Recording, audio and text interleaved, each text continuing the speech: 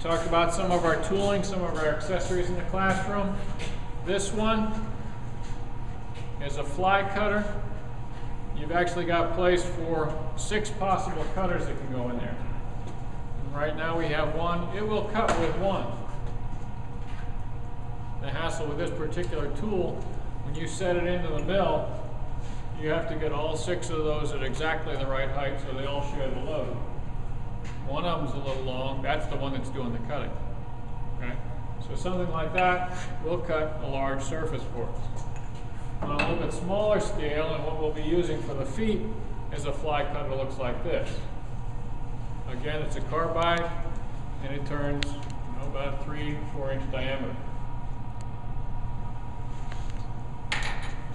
This one, here's our fixture.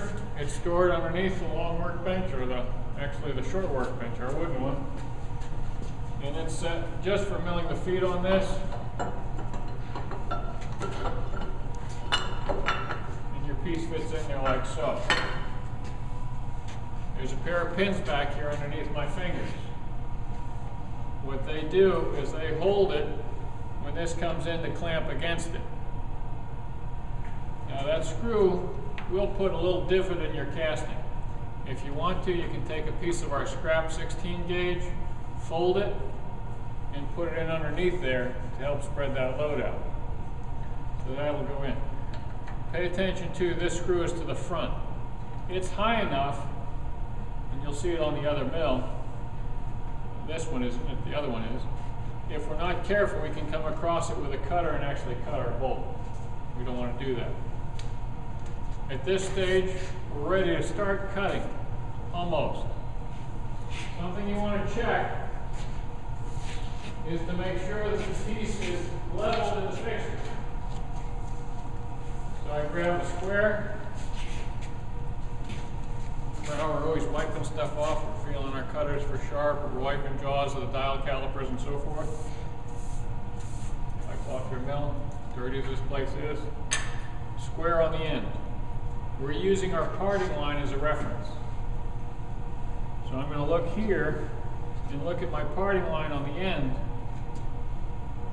and see that this is not tilted one way or the other. Okay? We check it, we snug it up, and by eye, I look across it and see if it's where it should be. On the other end, you can do actually the same thing. Okay? That's important because the potential for cumulative error down the road. Did we talk about cumulative error? Anybody got an example of cumulative error? Well, in this case, if you mill at a slight angle, then we go to bore the hole through the spindle, and spindles doesn't work out. You're done for. Yeah. It's casting it all over again. Yeah, and that can be a problem because we don't get this boring until like week 12. And then if you've got all this screwed up, you got problems. Great example of cumulative error, our hallway. If I gave you a ruler, a 1-foot ruler, and told you to measure it. You put your ruler down and mark it, put your ruler down and mark it. By the time you got to the far end, you might be a couple inches off because of little errors made along the way. If I give you a tape measure, it's a piece of cake. All right? This one, we're at the initial stages. We don't want errors now because they can compound down the road, Richard said. And then we got problems. Is the table level? The table is a good question. All right? In a factory that does precise work, when they set this table up, they will level it 2 directions. This one is not. Does it matter for us? No. In a factory, they would use a level on their table to check their parts. The table's true to begin with. It's a little bit of flow. We've got precision levels that are good to a couple thousandths of an inch. Okay. Our fixture, in this case, we want to, I borrowed my wrench. We want to make sure the fixture is in the right place. And we need to true it up, at least the other one does. This one's a little bit easier because it has keys underneath it. Got a choice. choice. If you want to save yourself some time, use this fixture. What's important here with our fixture,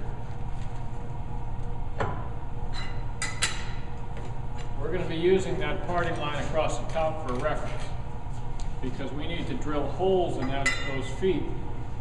Those holes are part of our work keeping our accuracy down the road. So this one, we pull it off, and we look at the bottom. We have a pair of keys there that give us that true orientation on our x-axis. So this one's pretty easy to set up. Use your T-nuts, your hold down set,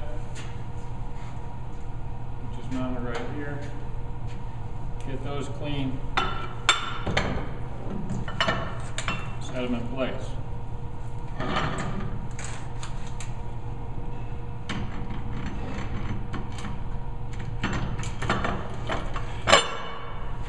On the other fixture, we want a reference to that line. That's where we'll use a wiggler. Okay, so we're getting set up.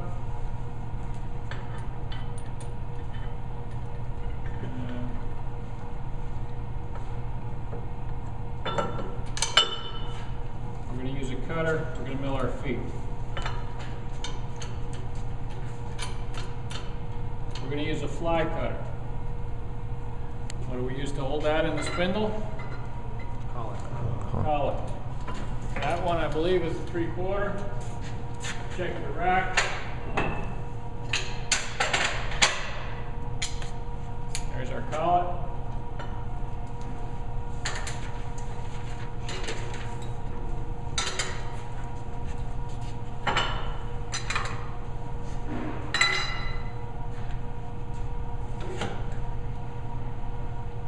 Okay, machine parts. Table, saddle. This is our knee. Gives us our z-axis. Spindle is what our collet goes into. There's our drawbar. Remember I talked about buggering up those threads. If I hammer on it now, those are the ones that get torn up. If I'm pretty well screwed in, I don't.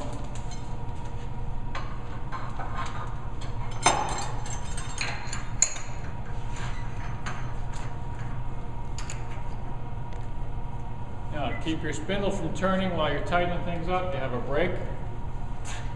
You can snug it. Brake will hold it. That's good to go. That's is that self-centering? Yeah. Okay. Yeah, the taper in there should be clean. We talk about checking cutters and so forth. Use your finger and check that taper. The other thing, if you look at your collets as they come around, they have a keyway cutting the side of them. If you've got a good mill, there should be a key up in that spindle that has to fit to. That way the collet doesn't spin when you're tightening or loosening it. All of these machines have been around so long, seen hundreds and hundreds of students, those little keys are long gone. But if you don't know about them, you go out to work somewhere and you just start beating these things up in there, you're going to break that key off and the boss isn't going to be happy. Okay, that one's ready to go. This would be tightened. We could do some milling. We have another class we're going to talk about speeds as far as this goes, and we'll have our formulas for that. Let's take a look. We're going to move over to another mill where I have it already set up. And you can see what it looks like as far as milling the feet goes.